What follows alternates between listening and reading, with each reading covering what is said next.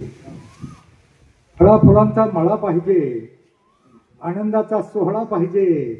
गावात मंदिरं कमी असतील तरी चालतील, पण सुंदर अशी एक शाळा पाहिजे. अशा तुमच्या सुंदर अशा प्रशालेच्या सर्व गुरुजनांना वंदन करून विद्यार्थी बालमित्रांना ज्ञानेश्वर मिटगुलेचा मनापासून मनपूर्वक नमस्कार.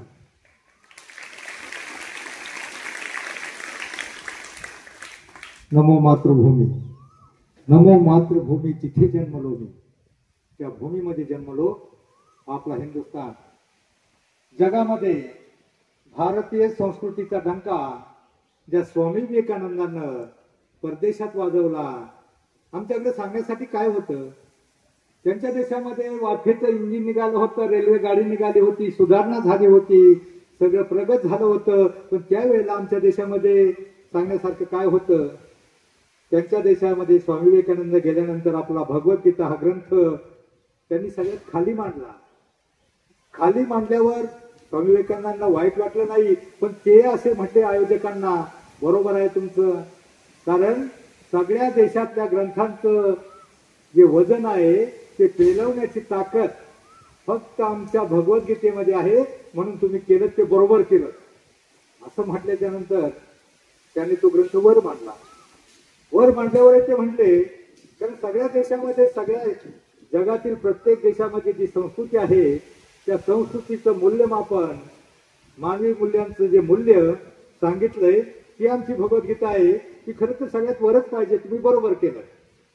म्हणजे आपल्या संस्कृतीचा कमी लेखण्याचा त्यांचा प्रयत्न होता, पण स्वामी विवेकानंदांना सगळ्यांची भाषणं झाली आणि मग स्वामी विवेकानंदांचा नंबर आला. प्रत्येकाने सांगितलं होतं आमच्या देशात प्रगती झाली, आमचा माणूस प्रगत झालाय, आमची पिढी सुशिक्षित झाली, सगळं सांगितलं. आमच्या वाफेच्या इंजिनाला सगळे शोध लावले आणि ते सगळं सांगितल्याच्या नंतर ज्या वेळेला स्वामी विवेकानंदांचा नंबर आला त्यावेळेला त्यांच्याकडे सांगण्याजोगं काय होतं? मग त्यांनी सांगायला, आमच्या भारतीय संस्कृतीमध्ये आमची समाज व्यवस्था, आमची कुटुंब व्यवस्था, आमची नीतिमूल्य, आमचे संतांचे विचार, गीता, भगवद्गीता, वेद, पुराण सगळं सांगितलं. आणि ते सांगितल्यानंतर त्यांनी त्यांच्या देशातल्या लोकांचा अभ्यास केला होता. त्यांच्या देशातला 8 दिवस अगोदर पोहोचले होते आणि त्यांच्या देशातला अभ्यास केला होता. आणि मग सांगताना त्यांनी त्यांच्या देशातली जाणीव करून दिली. त्यामुळे त्यांनी सांगितलं, तुमच्या देशातली जोडपी महिना 6 महिने एकत्र राहत नाहीत, पण आमच्या देशातली पतिव्रता नारी, आमच्या देशातली स्त्री वडाला 7 प्रदक्षिणा घालून 7 वर्ष हाच पती गेले, पुढले 7 जन्म हाच पती लाभावा म्हणून वडाला प्रदक्षिणा घालते. तुमच्या देशात, त्यांच्या देशात जर मुलगा मोठा झाला ना, 10-12 वर्षाचा झाला, कुठल्या तरी आश्रमात टाकून दिला जातो आणि मग त्याचा तपासही केला जात नाही. आणि मग त्या मुलाला माहित नसतं आपला बाप, आपली नातू, आपले आजोबा कोण आहेत. त्यांच्या देशातल्या आजोबांना, त्यांच्या देशातल्या आजोबांना त्यांची नातवंड कोण, किती, कुठे आहेत माहित नसतं. पण आमच्या देशात नातवाच्या अंगावर ओरखडलं, नातवाच्या अंगावर ओरखडलं तर आधीचं काळीच चिरतं, नाती गाडीच्या पायाला ठेचाळलं, आजोबाच्या छातीत थक्क होतं. इतकी सर्वे आहे. आणि मग त्यांनी भाषणाला सुरुवात करताना तुम्हाला माहिती आहे, त्यांच्या देशात डिअर डार्लिंगची संस्कृती. त्या मुलीला काय पाहिजे? मागून 4 नंबर. तूच 2 महिने घातलेली, मागत का बघते? मी तुझ्यासाठी आलोय, मी तुमच्यासाठी आलोय, मला 4 नातवंड आहेत. परंतु आमची नवीन पिढी जे चांगलं आहे ते एकतर त्यांच्यापर्यंत पोहोचत नाही, आणि पोहोचलं तरी ते आपल्या डोक्यामध्ये घेत नाही, पोहोचलं तरी डोक्यात घेत नाही. आमच्या संतांचे विचार. पंढरपूरला दिंडी निघाली, दिंडीमध्ये शेवटी सगळे मिळून 25 लाख वारकरी असतात. किती वारकरी असतात? 25 लाख वारकरी असतात. 20-25 दिवस हा पायी दिंडी सोहळा चालतो. पण तुम्ही असं ऐकलंय का, एखाद्या पेपरला, टीव्हीला बातमी वाचली का, एखाद्या वारकऱ्यानं एखाद्या महिलेचा विनयभंग केलाय अशी बातमी वाचली का तुम्ही? आणि तर रोज पेपरला बातम्या येतात, एखाद्या लहान मुलीला चॉकलेटचा आमिष दाखवून त्याला विनयभंग केला जातो, एखाद्या मोठ्या मुलीला आम्ही दाखवलं जातं, मोबाईल दिला जातो गिफ्ट, आणि त्याच्यापेक्षा मोठ्या मुलीला लग्नाचं आम्ही दाखवलं जातं. अशा प्रकारे आमच्या मुलींना फसवलं जातं, बरबाद केलं जातं. आणि या मुलींचा वय आलड असतं, परिणामाची कल्पना नसते, डेंजर, धोका, खतरा कुठं लिहिलेला नसतो. गांभीर्य नसतं, आई वडिलांच्या मानापमानाची यांना परवा नसते. अशा प्रकारे आमच्या देशातल्या एका वर्षाला 65,000 मुली अशा प्रकारे फसवून बाहेरच्या देशामध्ये नेऊन विकल्या जातात. मग हे गांभीर्य नसतं. आणि हे सांगण्यासाठी फक्त संतांचे विचार. जीवनामध्ये यशस्वी होण्यासाठी माणसाजवळ आत्मविश्वास हवा. जीवन यशस्वीपणे मोठं होण्यासाठी, जगण्यासाठी माणसाजवळ आत्मविश्वास हवा. आणि तो आत्मविश्वास मिळवण्यासाठी फक्त छत्रपती शिवरायांचा आणि संतांचा विचारण्यात हवा. जगावं कसं? जगावं कसं आम्हाला छत्रपती शिवरायांनी शिकवलं. मरावं कसं शंभूराजांनी शिकवलं. आणि वागावं कसं हे संत आणि समाज सुधारकांनी शिकवलं. आता मला सांगा, आपल्याला कुठे छत्रपती शंभूराजासारखं मरायचंय? मरायचंय का? मरायचंय कुणाला? कारण आपल्याला ती जबाबदारी नाही. आपण स्वातंत्र्यात आहोत. आपण स्वातंत्र्यात आहोत. आपल्या पूर्वी आपल्या देशाची महत्ता बघा. आपल्या पूर्वी 8 वर्षाच्या नंदुरबारच्या शिरीष कुमार याने काय म्हटलं? वंदे मातरम, वंदे मातरम, भारत माता की जय घोषणा देत असताना इंग्रज अधिकाऱ्यानं त्या 8 वर्षाच्या चिमुरड्या मुलाला गोळ्या घातल्या. मग आपल्याला कोणी गोळ्या घातल्या नाही का? आपण 100 वेळा वंदे मातरम म्हटलं. म्हणा, वंदे मातरम, वंदे मातरम, वंदे मातरम, वंदे मातरम, वंदे. मग आपल्याला कोणी गोळ्या घालणार आहे का? आपल्यासाठी 8 वर्षाच्या शिरीष कुमारनं गोळ्या घातल्या. चाफेकर बंधू 19 वर्षाच्या, 17 वर्षाच्या, 21 वर्षाच्या चाफेकर बंधूनं इंग्रज अधिकाऱ्याला गोळ्या घातल्या. आणि मग त्या तिन्ही भावांना फाशीवर लटकवण्यात आलं. वयाच्या 13व्या वर्षी जालियनवाला बाग हत्याकांडात पाहिलं, नजरेनं पाहिलं. आणि भगतसिंगानं स्वातंत्र्य चळवळी घेतली. वयाच्या 23व्या वर्षी भगतसिंग, राजगुरू, सुखदेव यांना पकडण्यात आलं आणि त्यांना फाशी झाली. माहिती आहे तुम्हाला सगळा इतिहास? ज्या दिवशी त्यांना फाशी देण्यात येणार होती, तर ताट बसा. ती मुलगी एक मान खाली घेऊन बसली, तर ताट बसा. कारण तुमची बॅटरी मी मेच्या अर्ध्या पाऊण तासामध्ये फुल चार्जिंग करून देणार आहे. कमीत कमी तुमची लग्न होईपर्यंत उतरणार नाही. त्यामुळे जर ताट बसा. कारण काय होतं, बऱ्याच वेळा तुमचं लक्ष, एका शाळेमध्ये मी गेलो आणि काही विद्यार्थी आपले मागत खडे उकरत होते, एकमेकाला मारत होते. मग मी ते एक मुलगा मागला मारत होता, मग त्याचं लक्ष नव्हतं. त्याला मी विचारलं, हे मागून 4 नंबर हिरवा शर्ट. मी त्याला, त्या शाळेमध्ये रामनवमीचा दिवस होता, मी अख्खं रामायण सांगितलं. रामाचा जन्म, सीता स्वयंवर, लंका दहन, रावणाचा वध, बिभीषणाचा अभिषेक, सगळं सांगितलं. पण ज्या मुलाचं लक्ष नव्हतं त्याला विचारलं, मागून 4 नंबर हिरवा शर्ट वाला, रावणाला कोणी मारलं रे? तुम्ही नाही मारलं, मी याला मारलं. म्हणजे तुमचं लक्ष सध्या काय पाहिजे? तुमचं लक्ष काय पाहिजे सध्या? TV, mobile, DJ dance. तुमचं लक्ष काय आहे सध्या? काय लक्ष आहे? शिक्षण. मुलांनो, शिक्षण म्हणजे शून्यातून विश्व निर्माण करण्याचा मार्ग. शिक्षण म्हणजे स्वतःवरून स्वर्ग गाठण्याचा मार्ग. लोक मेल्यावर स्वर्गात जाण्याची इच्छा व्यक्त करतात, पण शिकला सवरलेला माणूस या पृथ्वी तलावर स्वर्ग उभा करू शकतो. इतकी ताकद या शिक्षणामध्ये आहे. त्यामुळे तुमचं लक्ष शिक्षण पाहिजे. मुलांनो, शिक्षण म्हणजे गरिबाचं धन आहे आणि श्रीमंतांचा अलंकार आहे. आणि असं धन आहे जगातला कोणताही चोरटा तुमच्यापासून हिरावून घेऊ शकत नाही. त्यामुळे तुमचं लक्ष फक्त शिक्षण पाहिजे. आणि मुलांना कोणतीही बहुमजली उत्तुंग इमारत उभारण्यासाठी पाया पक्का असावा लागतो. आणि प्राथमिक शिक्षण हा तुमच्या जीवनाचा पक्का पाया आहे. आणि तो पक्का करण्यासाठी तुमचं लक्ष फक्त तुमच्या लक्षाकडे पाहिजे. काय एक नाठा विद्यार्थी असतो, सरांना मागं बोलतो, परवा करत नाही. आता सरांनी सांगितलं, आई वडील तुम्ही शाळेमध्ये येताना काही बाहेरचे विद्यार्थी आहेत, पण इथले विद्यार्थी आहेत शाळेमध्ये येताना. मला सांगा, तुम्ही देवाच्या पाया पडून किती विद्यार्थी येतात? हातवर करा. नाही, हरकत नाही. 2% नाहीत, काही हरकत नाही. परंतु तुम्ही एक काम करा, तुम्हाला मोठं व्हायचंय ना? व्हायचंय का मोठं सगळ्यांना? मानव जीवनामध्ये 2च प्रकारे मोठा होऊ शकतो. एक तर शिकून आणि दुसरं सवरून.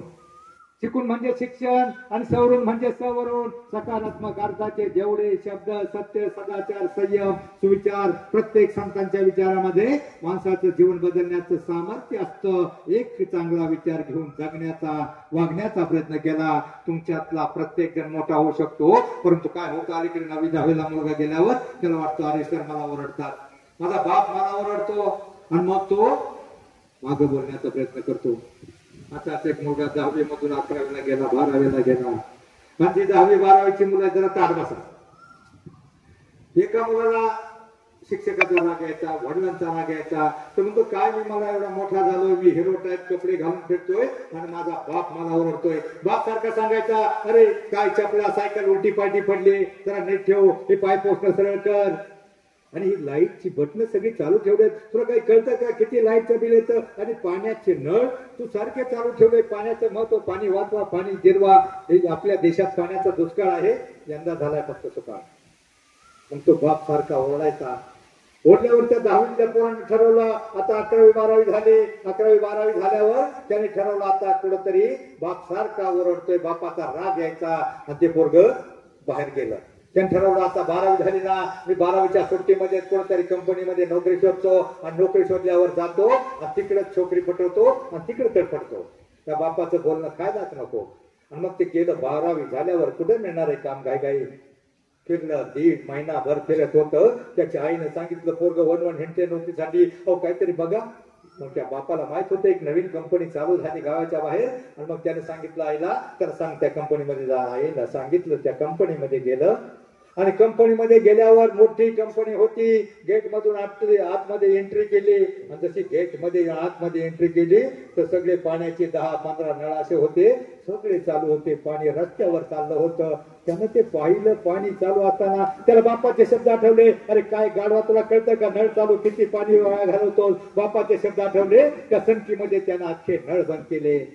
नळ बंद केल्यावर ते पोरग पुढे गेला आतमध्ये मोठा हॉल होता कंपाऊंडच्या आतमध्ये एक मोठा हॉल होता आणि त्या हॉल मध्ये जशी एंट्री केली त्यानं जशी एंट्री केली तसे सगळे फॅन मध्ये कोणीच नव्हतं पण सगळे फॅन 10-15 फॅन भरभर चालू होते लाईटीची बटणं चालू होती आणि ती बटणं बघितली फॅनची भरभरावा त्याला बापाचे शब्द आठवले अरे काय लाईट वाईट किती फॅन चालू ठेवलाय बापाचे शब्द आठवले सरकी त्यानं ते सगळी बटणं चालू केली आतमध्ये हॉल होता त्या हॉल मध्ये एंट्री केली आणि जशी एंट्री केली तशा त्याच्या पायाला ते पाय पोचणे 2-3 होती उलटी पुलटी पडलेली ती पाय पोचणे पायात अडकली अरे काय म्हटला इथे पाय पोचणे असत बाप ओरडत होता पाय पोचणं सरळ कर चपला उलट्या करताना ते पाय पोचणे त्याला बापाचे शब्द आठवले आणि त्या बापाचे शब्द आठवून त्याने ती पाय पोचणी सरळ केली आणि आतल्या हॉल मध्ये जसा एंट्री केली त्याचे 15-20 तरुण लाईन मध्ये बसले होते बाकड्यावर त्यांच्या बाकड्यावर शेवटला जाऊन हा बसला आणि यानं पाहिलं प्रत्येक तरुण जातोय आतमध्ये प्रत्येक तरुण आतमध्ये जातोय आणि आतमध्ये गेल्याच्या नंतर प्रत्येक तरुण पाहतोय आतमध्ये गेल्याच्या नंतर त्यानं पाहिलं प्रत्येक तरुण आतमध्ये जात होता ह्या दरवाजानं जायचा दुसऱ्या दरवाजानं पटकन बाहेर यायचा 1 मिनिटामध्ये त्याला काय कळेना अरे इंटरव्ह्यू घेतात का नाही का आपल्याला फुकट बोलवले मग त्याचा सगळे तरुण झाले त्याचा नंबर आला त्यांना एकच माणूस सिलेक्ट करायचा होता त्याचा नंबर आला नंबर आल्याच्या नंतर त्यानं फाईल घेत आतमध्ये एंट्री केली आणि जशी त्यानं आतमध्ये एंट्री केली तसे मॅनेजमेंटचे सगळे HR मॅनेजर मालक सगळे अकाउंट मॅनेजर सगळे 5-6 अधिकारी जे इंटरव्ह्यू घ्यायला होते ना ते सगळे उठून उभे राहिले आणि मग त्याला नाव विचारलं जवळ गेला त्याला नाव विचारलं त्यानं नाव सांगितलं त्याचं नाव एका पत्रावर त्यांच्याकडे जे रेडीमेड पत्र तयार होतं ज्याला अपॉइंटमेंट लेटर म्हणतात त्या अपॉइंटमेंट लेटरवर त्याचं नाव लिहिलं आणि ते पत्र त्याच्या हातामध्ये लिहिलं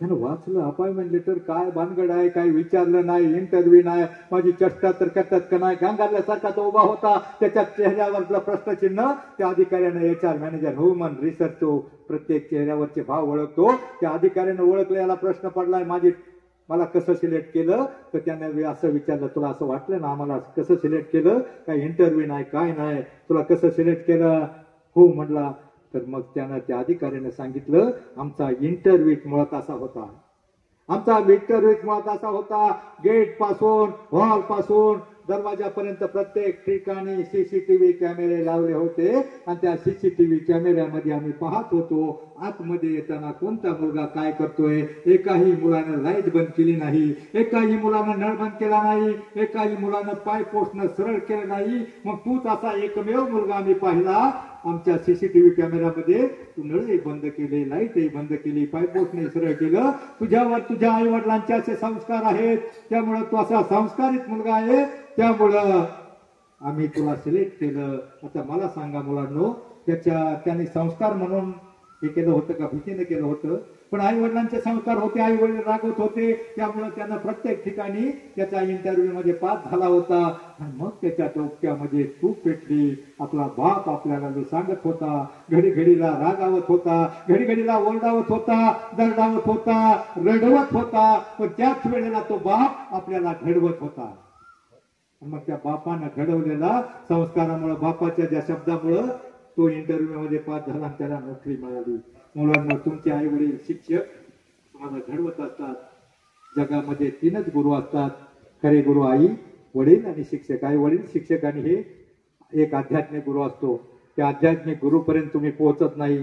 तुम्ही गीता गाथा ज्ञानेश्वरी काही वाचणार नाहीत, कारण ते मोठमोठे ग्रंथ वाचण्यासाठी टीव्ही मोबाईल याच्यापेक्षा तुम्हाला ते सुटसुटीत वाटणार नाही. पण तुम्ही जे सकाळी एक म्हणता, पसायदान म्हणता का?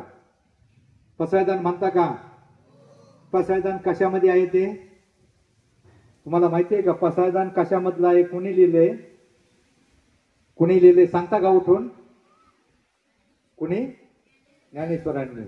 आणि ज्ञानेश्वरांनी पसायदान हे कशामध्ये आहे, प्रिंट कशामध्ये आहे ते ज्ञानेश्वरीच्या 1791, 1793 ते 1801 ओव्यामध्ये ते पसायदान आहे, म्हणजे ज्ञानेश्वरीमध्ये आहे. पण ज्ञानेश्वरी, गीता, गाथवा, भागवत हे मोठमोठाले ग्रंथ तुम्ही उचकाटणार नाही. परंतु तुम्हाला खरोखर जीवनामध्ये यशस्वी व्हायचं असेल, शिकून म्हणजे शिक्षण आणि सवरून म्हणजे सवरून. संतांच्या विचारामध्ये माणसाचं जीवन बदलण्याचं सामर्थ्य असतं. तुम्ही हरिपाठाला किती जण जाता? गावामध्ये हरिपाठ होतो? हरिपाठाला किती जण जाता? तुम्हाला खरोखर मोठं व्हायचंय का? माहितीये का? मग तुम्ही 2च कामं करा, फक्त 2च कामं करा. तुम्ही देवळामध्ये जात नाही, काही अडचण नाही, देऊळ जरा लांब आहे. तुम्ही 2च कामं करा. जी काही जिथे निवासी विद्यार्थी आहेत त्यांचं सोडून जे घरी येऊन येतात ना, तुम्हाला मोठं व्हायचं असेल तर तुम्ही 2च कामं करा. एक काम असं सांगतो, पहिलं काम तर तुमची आई किंवा वडील जे घरी येऊन निघताना तुम्हाला डबा बनवून देतात ना, आई किंवा वडील. तुम्ही देवळामध्ये गेला, दिवसभर देवापुढे डोकं फोडून घेतलं तरी देव तुम्हाला एक बिस्किटचा पुडा देणार नाही का? देणार आहे. परंतु तुम्ही घरात, तुम्हाला खरोखर मोठं व्हायचं असेल, घरी निघताना तुमच्या आई किंवा वडील जे कोणी घरी असतील ना, फक्त त्याच्या पाया पडा. त्यांच्या पाया पडल्यावर त्यांना बदल जाणवेल, त्यांना असा बदल जावेल, अरे आमचा सोन्या किती गुणाचा आहे, आमचा सोन्या आणि आमची मुनी किती शहाणी झाले, रोज माझ्या पाया पडते, आमच्या वडिलांच्या पाया पडते. आणि मग त्यांना जाणीव होईल आमची पोरं गुणाची आहेत, आणि ही गुणाची पोरं वाढवण्याकरता, मोठी करण्याकरता, त्यांच्या शिक्षणाकरता ते हाडाची काळ करतील, रक्ताचं पाणी करतील, घामाच्या धारा गाळतील, आयुष्यभर कष्ट करतील, पण तुम्हाला मोठं करण्यासाठी, शिकवण्यासाठी पैसा उपलब्ध करतील. एक काम करा, 1 मिनिटाचं काम आहे. किती मिनिटाचं? जास्त वेळ लागतो का आईच्या पाय पडायला बापाच्या? पडणार का? पडणार का? हातवर सांगा, सगळे हातवर करून पडणार का? कोण कोण पडणार आहे?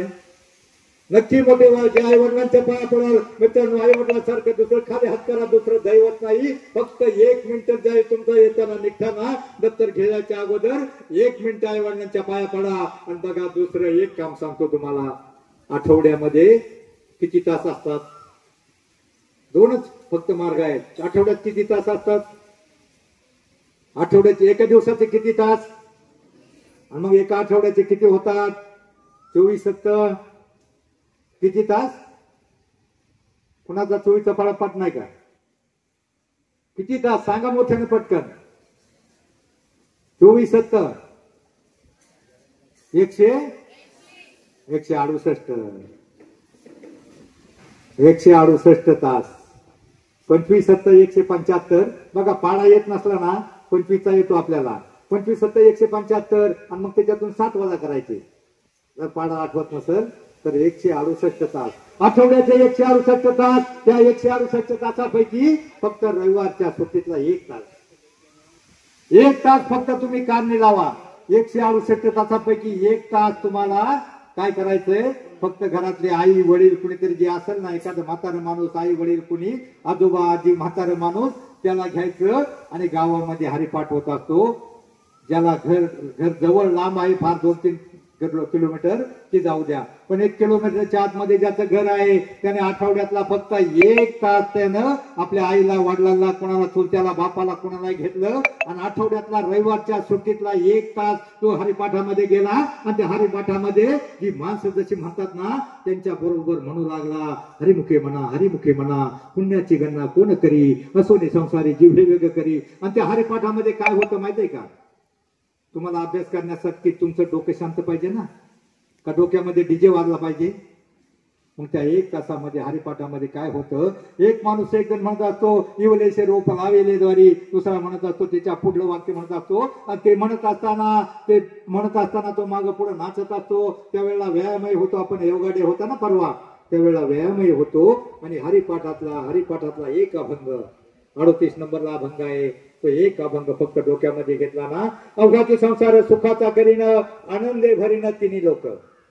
अवघाची संसार म्हणजे कोणाचा संसार म्हटले, 38 नंबर अभंग आहे. हे बाई 2 नंबर खाली 38 नंबरला अभंग आहे. माहितीये का तुला, का फक्त सिनेमाची गाणी माहिती? तुमचे आदर्श कोण आहे सध्या? तुमचे आदर्श काय? तुमचे आदर्श कोण, हिरो आहेत का हिरोईन आहेत? का तुमचे आदर्श नट आहेत का क्रिकेटर आहेत का पुढारी आहेत? तुमचे आदर्श कोण आहे? तुमचे आदर्श तुमचे आई वडील असले पाहिजे. क्रांतिज्योती सावित्रीबाई फुले, अहिल्याबाई होळकर, तारा राणे ह्या तुमचे आदर्श असला पाहिजे. तुमचा आदर्श महात्मा फुले, डॉक्टर बाबासाहेब आंबेडकर, महात्मा ज्योतिबा फुले किंवा छत्रपती शिवराय संभाजी हे तुमचे आदर्श असले पाहिजे. तुमचे आदर्श संत ज्ञानेश्वर, तुकाराम, एकनाथ, रामदेव, सामतावा महाराज असला पाहिजे. आणि मग तो 38 नंबरचा अभंग हरिपाठामध्ये आहे, अवघाची संसार सुखाचा करीन, आनंदे भरीन तिन्ही लोक. काय अर्थ होतो याचा? काय अर्थ होतो? अवघाची संसार म्हणजे कुणाचा संसार म्हटलंय? कुणाचा म्हटलंय? अख्ख्या जगाचा संसार म्हटले. आपल्या घरचा पप्पा मम्मी गुड्डी आणि तू नाही. पप्पा मम्मी गुड्डी आणि गुड्डू चौघांचा संसार नाही. अवघाची संसार सुखाचा करीन, अख्ख्या जगाचा संसार सुखाचा करीन आणि आनंद भरीन तिने लोक म्हणजे स्वर्ग मृत्यू पाताळ सगळीकडे आनंद निर्माण करील. अभंगाच्या एका चरणाचा अर्थ एवढा गहर मोठा असतो, तर अख्ख्या अभंगामध्ये किती तत्वज्ञान सामावले. त्यातला तुम्हाला विशाल अर्थ, जगाचा अर्थ सुखी करायचा आहे. हे तुम्हाला जरी नाही कळलं तरी फक्त स्वतःचा संसार सुखाचा करायचा आहे एवढं जरी कळलं तरी फायदा झालं. म्हणून फक्त आठवड्यातला 1 दिवस, रविवारच्या सुट्टीचा दिवस, टीव्हीतल्या मोबाईल मध्ये इकडे फालतू घालवण्यापेक्षा फक्त 1 दिवस तुम्ही हरिपाठामध्ये गेलात आणि हरिपाठातले 2-5 अभंग पाठ केले तर तुमच्यात तुमचं जीवन कधी भंग होणार नाही. मुलांना अभंग या शब्दाचा अर्थ असा आहे, ज्याच्या आयुष्यामध्ये 2-5 अभंग पाठ असेल, एका अभंगाच्या अर्थाप्रमाणे वागण्याचा, जगण्याचा प्रयत्न केला, तुमचं जीवन कधी भंग होणार नाही. हरिपाठ माझ्या खिशामध्ये 2-4 हरिपाठ कायम अगदी 7वी मध्ये असल्यापासून असतात. हरिपाठामध्ये एवढी ताकद आहे मित्रांनो. मी पत्रकारिता करतो, 45 वर्ष पत्रकार करीत असताना हरिपाठ पत्रकाराला एवढे हल्ले होतात. एखाद्या पुढाऱ्याविरुद्ध बातमी दिली, गुंडाविरुद्ध बातमी दिली आणि पत्रकारितेमध्ये मला असं कळलं का पुढारी सुधरत नाही, अलीकडं गुंड सुधरत नाही. एखाद्या गुंडाची बातमी दिली, तो म्हणतो अरे बरं झालं माझे कष्ट वाचले, मी तालुक्यामध्ये फेमस झालो. आणि एखादं बेवडा आहे ना, ते रस्त्याच्या कडेला बेवडं पडलेलं कापलं तरी सुधरत नाही. परंतु तुमची नवीन पिढी आहे मुलांनो, तुम्हाला तुमच्या आई वडिलांना घडवण्यासाठी लहानाचं मोठे करताना बालवाडी, अंगणवाडी, तुमचं उष्ट खरकट काढतात, घाण काढतात, हायस्कूल आणि पुढे कॉलेज तुम्हाला शिकवण्यासाठी तुमच्या आई वडिलांना 20 वर्ष घडवण्यासाठी लागतात. पण तुम्हाला बिघडण्यासाठी फक्त 1 दिवस पुरेसा आहे. एखाद्या डीजे पुढे नाचून जे बिघडलेलं पोरग आहे ना, त्याच्या पुढे डीजे पुढे नाचताना ते पोरग थोडं नाचल्यावर तुम्हाला घाम येईल आणि ते पोरग म्हणाल अरे फार दमलाय, तुला थकल्यासारखा वाटतोय, थोडं टॉनिक घे. आणि त्याच्याकडे कसलं टॉनिक असतं ते बिघडलेलं असतं आणि मग ते तुम्हाला टॉनिक देतं आणि एका दिवसामध्ये तुम्हाला सवय लावते. एखाद्या पुढाऱ्याबरोबर जर तुम्ही इलेक्शनला गेला ना, एखाद्या धाब्यावर गेलाय, मग तिथं पुढारी अनेक बिघडलेले असतात, त्यांच्या बरोबर तुम्हाला खायला प्यायला शिकवतात. तुमच्या आई वडिलांना तुम्हाला घडवण्यासाठी 20 वर्ष लागतात, पण तुम्हाला बिघडवण्यासाठी डीजे पुरला, ऑर्केस्ट्रा पुरला किंवा पुढाऱ्याबरोबर गेलेला एक दिवस पुरेसा असतो. म्हणून आयुष्यामध्ये वाईट माणसाच्या जवळ सुद्धा जाऊ नका. तुम्ही एक प्राणी पाहिला, एक प्राणी बघा रंग बदलतो, काय त्याचं नाव? सरडा. सरडा रंग बदलतो. सरडा जर बाहेर पडला ना, आई म्हणते बाळू रे त्या सरड्याच्या जवळ जाऊ नको, त्यानं फुंक मारली तर डोळे जातात. मित्रांनो, त्या सरड्यामुळं तरी फक्त डोळे जातात, पण ह्या समाजामध्ये अशी काही वाईट प्रवृत्तीची माणसं आहेत, वाईट विचारांची माणसं आहेत, दुर्व्यसनी माणसं आहेत, त्यांच्या बरोबर तुम्ही एक दिवस जर गेला ना तरी तुम्ही नक्की बिघडणार. म्हणून आयुष्यामध्ये जे चांगले जगीया, शाळेत रोज जाता ते ज्ञानबिंदू मिळवा, हृदयात आपुल्या देशाभिमान ठेवा, तुळशील मान राखा, ठेवू नका विकार, नव हिंदवी युगाचे तुम्हीच शिल्पकार, त्या भारताचं भविष्य तुम्ही आहात. म्हणून तुम्हाला एकच सांगतो, तुमचं लक्ष काय पाहिजे? फक्त शिक्षण. काय झालं, एक विद्यार्थी असा होता, गुरुंना मागं बोलायचा, सगळ्यांना मागं बोलायचा. आत्ताही विद्यार्थी आहेत आणि पहिल्या काळामध्ये होते. बघा महाभारतामध्ये दुर्योधन, नाही ऐकलंय का? दुर्योधन त्याची गुरुकडे तक्रार असायची. तो गुरुंना म्हणायचा, गुरुदेव तुम्ही कायम त्या अर्जुनाला चांगली मार्क देता, त्याला ग्रेड देता, त्याला शाबाशी देता, मला कधी चांगलं म्हणत नाही. मुलांना असं होतं का? गुरुंना सगळे विद्यार्थी सारखे असतात असं होतं का? एखाद्या विद्यार्थ्याला ते शिकवतात आणि मागच्याला शिकवत नाही. गुरुंना सगळे विद्यार्थी सारखे असतात. त्याचा संकेत निरसन करण्यासाठी द्रोणाचार्यांनी त्याला एका झाडाजवळ नेलं आणि दोघांनाही बोलवलं. त्यांना सांगितलं, तुमच्या प्रश्नाचं उत्तर देण्यासाठी झाडावर पक्षी बसलेला आहे. झाडावर पक्षी बसला आहे, त्या पक्षाचा डोळा अचूकपणे धनुष्यातून मारून छेद करायचा आहे. तो फक्त धनुष्यबाण मारण्यापूर्वी फक्त माझ्या प्रश्नाचं उत्तर द्यायचं. तुम्हाला काय काय दिसतं हे सांगायचं. मग पहिला दुर्योधनाला बोलावलं, त्याला सांगितलं, धनुष्यातून बाण मारण्यापूर्वी मला सांग तुला काय काय दिसतं. त्यावेळेला दुर्योधनानं पाहिलं आणि म्हटलं, गुरुदेव मला त्या झाडाचा बुंदा दिसतो, फांद्या दिसतात, पक्षी बसला दिसतो, पलीकडे आकाश दिसतो. असं उत्तर देऊन त्यानं बाण मारला. त्याचा बाण कुठेतरी घाटात गेला. नंतर अर्जुनाला बोलवलं आणि अर्जुनाला विचारलं, सांग तुला काय काय दिसतं. त्यावेळेला अर्जुनानं पाहिलं आणि सांगितलं, गुरुदेव मला फक्त त्या पक्षाचा काय दिसतो? डोळाच दिसतो. त्याचं लक्ष होतं पक्षाचा डोळा, त्याला दिसत होता पक्षाचा डोळा. तसं तुमचं लक्ष आहे शिक्षण. तुमचं शिक्षणाऐवजी तुम्हाला मोबाईल, टीव्ही, डीजे कुणाबरोबर भटकायचं, फालतू माणसाबरोबर जायचं, तुम्हाला दिसलंच नाही पाहिजे. परंतु काय होतं, अलीकडे मुलांना गांभीर्य नसतं. आपलं करिअर घडवायचं, आपलं चारित्र्य घडवायचं. तुमचं चारित्र्य घडत असतात. ते मोठाला मुलगा, एखादा 9वी 10वीचा मुलगा झाला का त्याला काय दिसतं माहितीये का? त्याला फक्त दिसतं आपल्याकडे कोणी बघतंय का काय. आणि मग बघितल्यावर एखादं बघितलं का ते हळूच म्हणतंय, जेव्हा बघतीस तू माझ्याकडे मला आमदार झाल्यासारखं वाट. बघायचं वय लांब आहे, 25च्या नंतर काय कोणाकडे बघायचंय. फक्त आता शिक्षणाकडे लक्ष द्या. मित्रांनो, तुम्हाला जो सरडा सांगितला ना, तर सरडापेक्षा ही भयंकर माणसं आहेत. तुम्ही एखाद्या झाडाच्या सावलीखाली गेला तर त्या झाडाच्या सावलीनं कुणाचं संरक्षण होईल, पण त्या याच्या वाईट व्यसनी माणसाच्या सावलीला जरी गेला तरी बघा, एखादं म्हणते याच्यावर कोणाची सावली पडली होती कुणास ठाऊक. वाईट माणसाच्या सावलीला सुद्धा जाऊ नका, सावलीला सुद्धा जाऊ नका. म्हणून तुम्ही आयुष्यामध्ये असं, मित्रांनो मी भजनातला कार्यकर्ता. खरं तर तुम्हाला भजन माहिती आहे ना, भजन टाळ, मृदुंग आणि पेटी याच्याशी देवाशी समरसता करण्याचं एकच साधन आहे भजन. आणि मग त्या भजनातला कार्यकर्ता. पण मला 100% फक्त 25% भजन येतं. आणि भजन म्हणजे फक्त सरळ म्हणून चालत नाही, फक्त सरळ म्हणून चालत नाही. बघा माग म्हणाल का, अनुरणिया तोकडा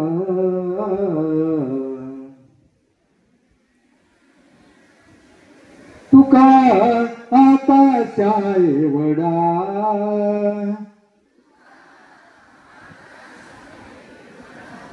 काय 1-2 मुली तो म्हणल्याच नाहीत. एक नुसती गालात असली. आता मी कुठे तिला मुन्नी बदनाम होई म्हणा सांगितले. देवाचं तुकाराम महाराजांचा, ज्ञानेश्वर महाराजांचा, संतांचा एखादा अभंग तोंडामध्ये आला, आपल्या अंगामध्ये भिनला, त्याप्रमाणे वागण्याचा प्रयत्न केला, तुमचं जीवन कधीच भंग होणार नाही. पण असं साधं, आमची स्पर्धा होती भजन स्पर्धा, आणि त्या भजन स्पर्धेमध्ये असं साधं चालत नाही. आता तुम्हाला कसं पाहिजे, तुम्हाला धावते चालू पाहिजे. डीजेच्या ऑर्केस्ट्राच्या बघा, सावता महाराजांचा अभंग होता, चुन्नुक चुन्नुक टाळ वाजवी पाटामधलं पाणी, रानपाखरा संग गातो तुझी विठ्ठला गाणी, विठ्ठल नामाची शाळा भरली. टाळ्या वाजवा, विठ्ठल विठ्ठल जय हरी विठ्ठल. मोठ्याने टाळ्या वाजवा आणि मोठ्याने म्हणा. तुम्हाला मी नंतर शास्त्रीय कारण सांगाल. विठ्ठल विठ्ठल विठ्ठल विठ्ठल विठ्ठल विठ्ठल जय हरी विठ्ठल, विठ्ठल विठ्ठल विठ्ठल विठ्ठल विठ्ठल विठ्ठल विठ्ठल विठ्ठल विठ्ठल विठ्ठल विठ्ठल विठ्ठल विठ्ठल विठ्ठल विठ्ठल विठ्ठल.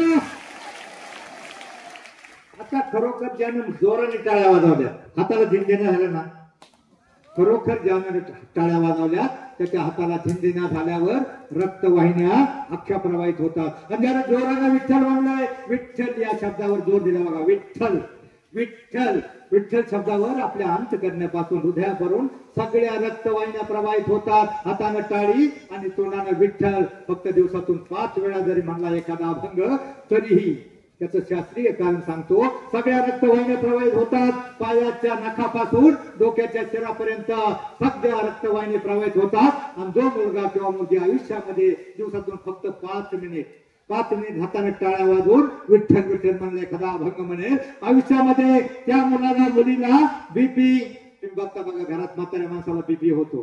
बीपी, शुगर, रक्तदाब, मधुमेह, कोलेस्ट्रॉल, अटॅक येणारच नाही.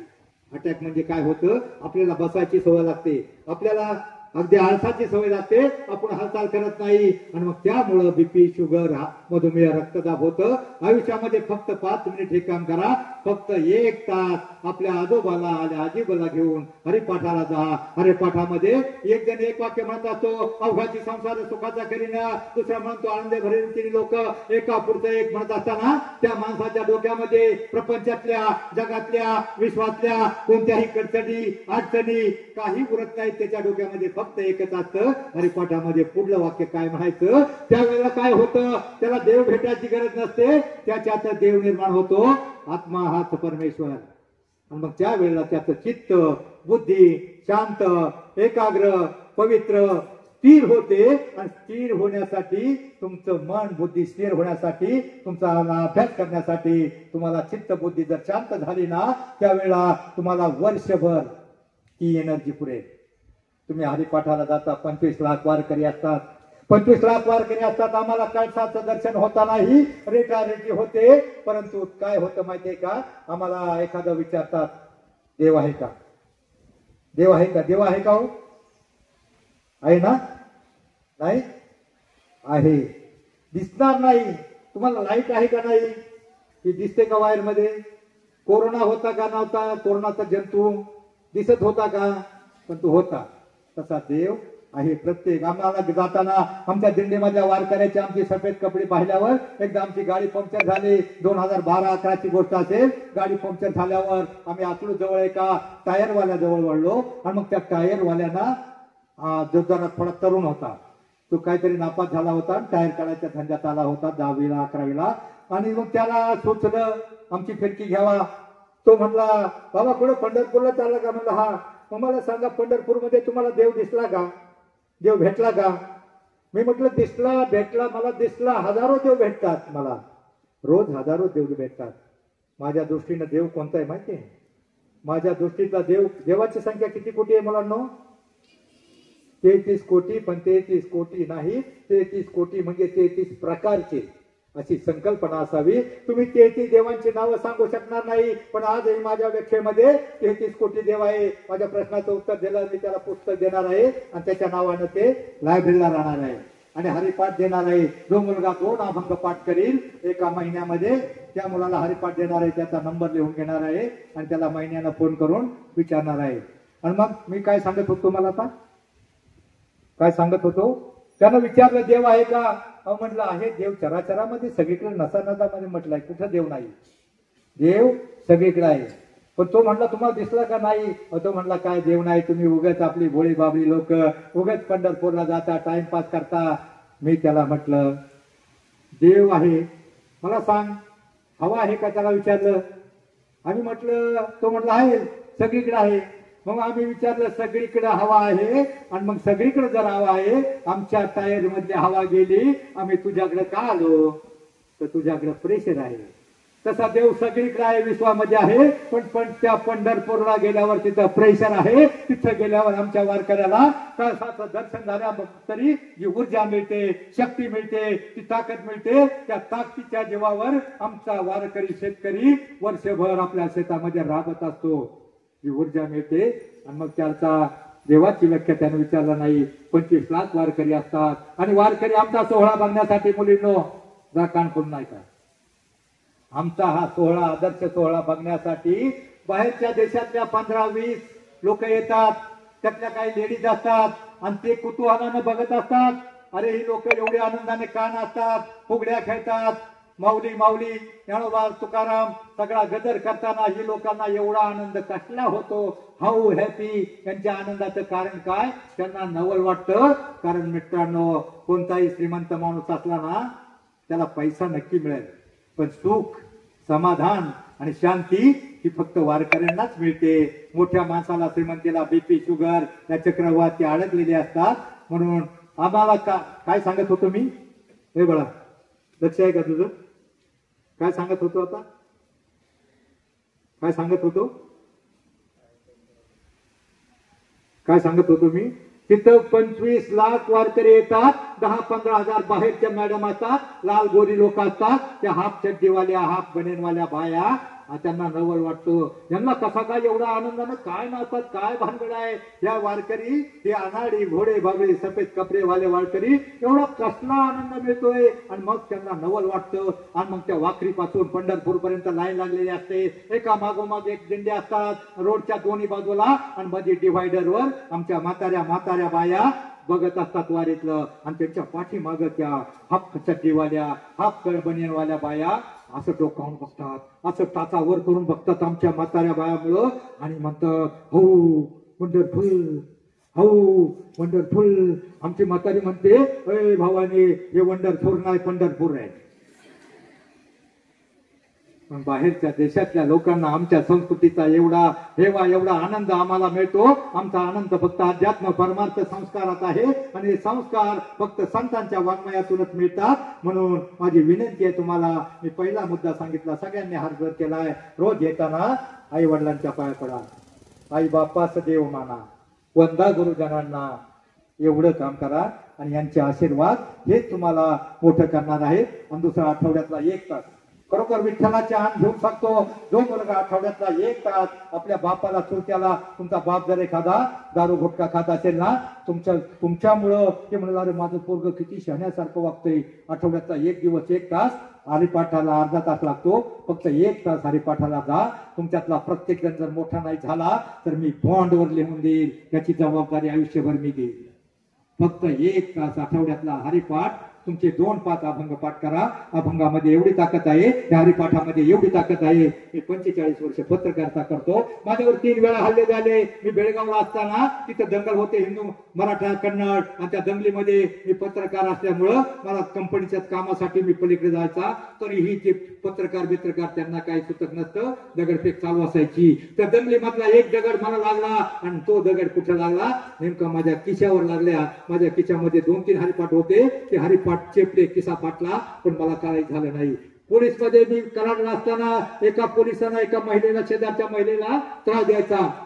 तळा दिल्यावर मी त्याला विचारलं, अरे तुम्ही सरकारी माणसं, महिलेचा विनयभंग करण्याचा प्रयत्न कशाला करता, मी तुमची तक्रार करू का? त्याला राग आला, त्याला वाटलं अरे हा कोण कुठला माणूस पुणेरी, हा मला शिकवतोय. मग त्यानं माझ्यावर धावला, त्याची काठी घेऊन धावला, तशी मी त्याची काठी घेतली, फेकून दिली. म्हणलं या काठीला कुत्र तरी राहते का, घाबरते का तुमच्या? मग त्याने आतून कोयता आणला, तो कोंगाडी समाजाचा होता, आतून कोयता आणला आणि माझ्यावर घाव घातला. मी माग वाकलो, तो घाव माझ्या नेमका खिशावर गेला, माझ्या खिशातले सगळे हरिपाठ फाटले, पण मला काही झालं नाही. आणि आता 7-8 वर्षापूर्वीची गोष्ट आहे. आम्हाला पत्रकारिता म्हणजे समाजाच्या बाजूच्या बातम्या द्याव्या लागतात. पत्रकारिता म्हणजे सुद्धा सुळावरची पोळी, जी खाताना कधी सूळ सटकेल आणि गळा अटकेल्याचा नेम नसतो, परंतु आम्ही आपल्या भारत भूमीच्या रक्षणासाठी, समाजाच्या रक्षणासाठी चांगल्या बाता देत असताना एका गावातलं, मोठ्या गावातलं अख्खं पॅनल पडलं आणि पॅनल पडल्यावर त्यांना कळलं की या पत्रकारांना अख्ख्या बातम्या विकासाच्या बाजूच्या दिल्या. त्यांना ज्यांनी माझ्यावर हल्ला केला 10-15 जणांना, माझे सगळे कपडे फाडले, परंतु माझ्या खिशामध्ये हरिपाठ होता. ते हरिपाठ सोडून माझे पैसे पडले, सगळे पडले, परंतु त्यानं जे समोरून गज मारला तो नेमका माझ्या हरिपाठावर लागला. हरिपाठ ज्याच्या खिशामध्ये आहे, ज्याच्या हरिपाठातले 2 पाठ आहेत, आयुष्यामध्ये त्याला कधीच काही होणार नाही हा विश्वास येतो. आणि मुलांना मी तुम्हाला काय सांगत होतो, मी भजनातला कार्यकर्ता. 5 मिनिटं घेऊ का अजून? कंटाळा आलाय का? नक्की ना मुलींनो? त्या मागच्या 2-3 मुली आळसल्या सध्या, अजून 5 मिनिटं घेऊ का? मी भजनातला कार्यकर्ता. भजनाची स्पर्धा होती 15-20 वर्षापूर्वीची गोष्ट आहे. आमचा संघ होता 12 माणसाचा आणि त्याच्यात मी राखीव खेळाडू. राखीव म्हणजे माग म्हणायला असतं ना, कोरस, फक्त माग म्हणायचं. मी विचार केला आपण कुठपर्यंत माग म्हणायचं, म्हणून मी एका झाडाखाली उभा होतो. रस्त्याच्या कडेला एक घर होतं, त्या घराखाली एक मोठं झाड होतं. आमची कमांडर गाडी, त्यावेळेला जुनी गाडी कमांडर, 10-12 जण घेऊन मागून येत होते. आणि तिथं उभा असताना मी म्हटलं आपण प्रॅक्टिस करावा, आपण प्रॅक्टिस करावा, आपण पुढे एखादा अभंग म्हणायचा प्रयत्न करायला. मित्रांनो, संतांचे अभंग इतके चांगले असतात. 2-3 माग म्हणाल का? जनाबाईची एक गवळण आहे बघा, लहान लहान लहान मुले घेऊन खोड्या करी खोड्या करी खोड्या करी मन मोहन. बरं, अभंगात असं सरळ म्हणून चालत नाही, त्याला आला, त्याला चाल वेगळी लागते, चांगलं लागतं. मी म्हटलं आपण असं सरळ म्हणून कुठपर्यंत मागं म्हणायचं. मी आपलं प्रॅक्टिस करत होतो, विठ्ठला म्हणा, ते आलाप घेतात ना, असं मी प्रॅक्टिस करत होतो. तेवढ्या त्या घराच्या बाजूनं एक बेवडं माझ्या पुढे रडत आलं. मी म्हटलं का रे, काय तुला कोणी मारलं का काय? तुम्हाला मारलं बिरलं काय नाही, पण आता तुम्ही जे ओरडत होता ना त्यामुळे लय दुःख झालं, वाईट वाटलं, मग रडायला लागलो. म्हटलं काय वाईट वाटलं, काय झालं नेमकं? तो म्हणला काय? मग त्याने माझ्यासारखा सूर लावला. तुम्हाला काय सांगू दुःख मित्रा, आठवण मला झाला त्याच्या गुणाचा, असा तर वळून वळून कुत्रा मेला की रे. रातचं काय झालं होतं, तर 7-10 बेवड्यांची पार्टी झाली होती. आणि त्या पार्टीमध्ये काय झालं, कोणी रवा आणायचा, कोणी बेसन आणायचं, कोणी साखर आणायचा, कोणी पीठ आणायचं, कोणी मसाला आणायचा आणि कोणी बकरू आणायचं. याच्या घरून नेमकं एक कोकरू होतं. मग रातच्या 12 वाजता यानं घरी आला होता आणि काहीतरी उचलून नेलं. आणि उचलून नेलं तर काय झालं नेमकं, एवढ्यामध्ये त्याचं आमचं बोलणं चालताना त्याची बायको धावत आली. म्हणजे दादा तुम्हाला काय हा वाकडे तिकडे बोलला नाही ना? मी म्हणलं नाही का बाई, हा जास्त काय बोलला नाही, आतापर्यंत मला यानं फक्त कुत्रा बनवला, याला घेऊन जा, नाही तर माकड बोकड खेकड काही बनवून टाकेल. ती म्हटली कुठं घेऊन जाऊ दादा, कुठे घेऊन जाऊ दादा? म्हणा बापाच्या इज्जतीसाठी, घराण्याच्या इज्जतीसाठी, आई वडिलांच्या नातेवाईकांच्या इज्जतीसाठी मी राहते. अहो सगळं वाटोळं केलं दारूच्या नादापायी. मी म्हटलं बायकोच्या हातात असतं, बायकोने जर प्रेमाने सांगितलं नवरा ऐकतो. अहो म्हणले प्रेमाने याच्या पुढे डोकं फोडायचे राहिले, ते फोडायला. मी म्हटलं गावात कोणी पुढारी नाही का, तंडा मुक्ती अध्यक्ष, सरपंच किंवा पोलिसात तक्रार करायची? मी म्हटलं दादा सगळं करून पाहिलं, मी याची तक्रार पण केली. मी याला सांगितलं सरकारनं बंद केला दारूचा गोटा, दारू प्यायला कोठून मिळेल आता, त्या तेव्हा हातामध्ये पडेल वेळी, आता तरी सोडा ही दारू. सोडली असेल का त्यानं दारू? वाटतं का तुम्हाला? अहो मग त्याने छाती काढली, सरकारचं नाव काढल्यावर तो म्हणला सरकाराच्या बापाला कोण ग भेटतो, तो हवालदार बेवडा माझ्या सोबत येतो, आम्हा दोघांची सोबत अंगात. मित्रांनो, मी हसण्यासाठी नाही सांगितलं तुम्हाला, हसण्यासाठी नाही सांगितलं, माणूस घडवण्यासाठी, तुम्हाला घडवण्यासाठी आई वडिलांना जी 20 वर्ष कष्ट घेऊन लागतात ते बिघडण्यासाठी एक दिवस पुरेसा असतो. पण आयुष्यामध्ये वाईट माणसाच्या जवळ सुद्धा जाऊ नका, एवढीच माझी तुम्हाला विनंती. आपला वेळ झालेला आहे, फक्त तुम्हाला जाता जाता एवढंच सांगतो, त्या साड्यापेक्षाही वाईट जी माणसं असतात ना आयुष्यात, त्यांच्या जवळ जाऊ नका. आयुष्यामध्ये आयुष्य फार मोठं आहे, आयुष्य फार सुंदर आहे. आयुष्यामध्ये शिकायत का डिग्र्या कमी पडते, हसायत का आनंद कमी पडेल, जेवढा असे कम नशिबाचा फासा निखळून पडेल. परंतु मुलांना प्रयत्न इतका करा, अभ्यास इतका करा, त्या परमेश्वराला, त्या विठ्ठलांना तुम्हाला देणं भागत पडेल. बस जाता जाता जाता जाता सूर्यानं प्रश्न केला, माझ्यानंतर या जगाला कोण प्रकाश देईल? कवी चंद्र शरणला मोठमोठे तारे नरमले, एक पंथी समोर येऊन म्हणाली, प्रभू माझ्या परीने मी नक्की प्रयत्न करेल. त्याच वेळेला माझ्यासारख्या एका काव्याने ठरवलं, माझ्यासारख्या एका ध्येयवादी पत्रकाराने ठरवलं, कुठं तरी काना कोपऱ्यात जाऊन लुकलुकेल अज्ञानाच्या अंधाराला प्रकाशाचं अस्तित्व दाखवूनच थांबेन, दाखवूनच सरेन. जय हिंद, जय महाराष्ट्र.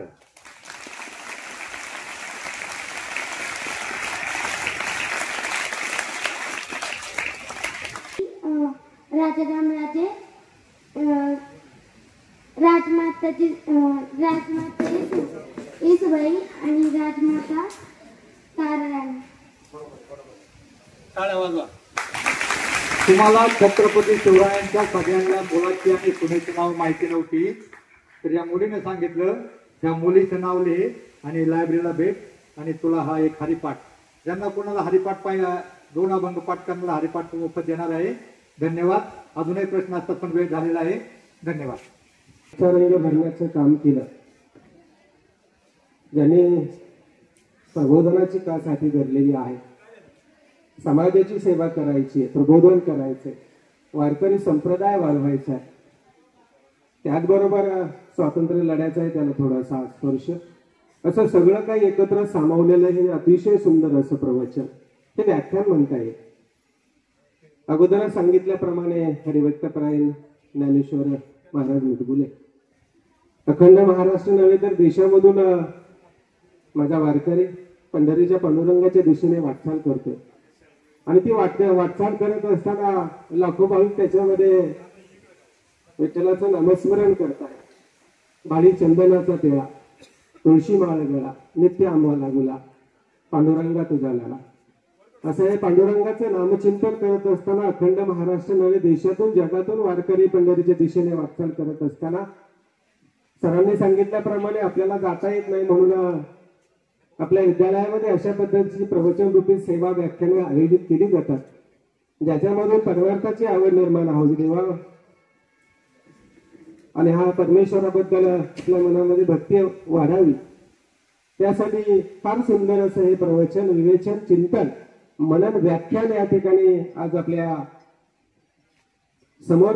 मला वाटतं ज्यांनी 2-3 वर्षापासून ही सुरू केलेली व्याख्यानाची परंपरा याही वर्षी अबाधित ठेवली, चालू ठेवली. म्हणून सर्वात अगोदर हे सुंदर असं व्याख्यान, प्रवचन, चिंतन त्याच्यासाठी आपल्या विद्यालयाच्या वतीने, रायजन सिद्धी परिवाराच्या वतीने एकदा वरती हात करून जोरदार टाळ्या झाल्या पाहिजेत. अतिशय सुंदर, छान, प्रत्येक दिवस काहीतरी नवीन देणारा असतं. शनिवार भारी होता, रविवार त्याच्यापेक्षा भारी गेला आणि आता सोमवार सुद्धा अधिकचा भारी गेला. म्हणून अशी सुंदर अशी सुरुवात झालेली आहे. या निमित्ताने या ठिकाणी पांडुरंगाला एकच मागणं असेल, हे पांडुरंग आयुष्यभर जी काही धडपड चालली आहे त्या धडपडीमध्ये तुझी साथ आम्हाला सदैव असू दे. आपण विद्यार्थी आहोत म्हणून गुरु शिष्याचं नातं हे आपण अबाधित राहिलं पाहिजे, ही परंपरा टिकली पाहिजे, म्हणून आपलंही नातं असं अबाधित राहील. या कार्यक्रमाच्या निमित्ताने या ठिकाणी आवर्जून ज्यांनी सुंदर अशी फोटोग्राफी, व्हिडिओ शूटिंग, चित्रीकरण केलं ते मला वाटतं आदरणीय भुजबळ महाराज त्यांच्यासाठी सुद्धा एकदा जोरदार टाळ्या आपण वाजूया.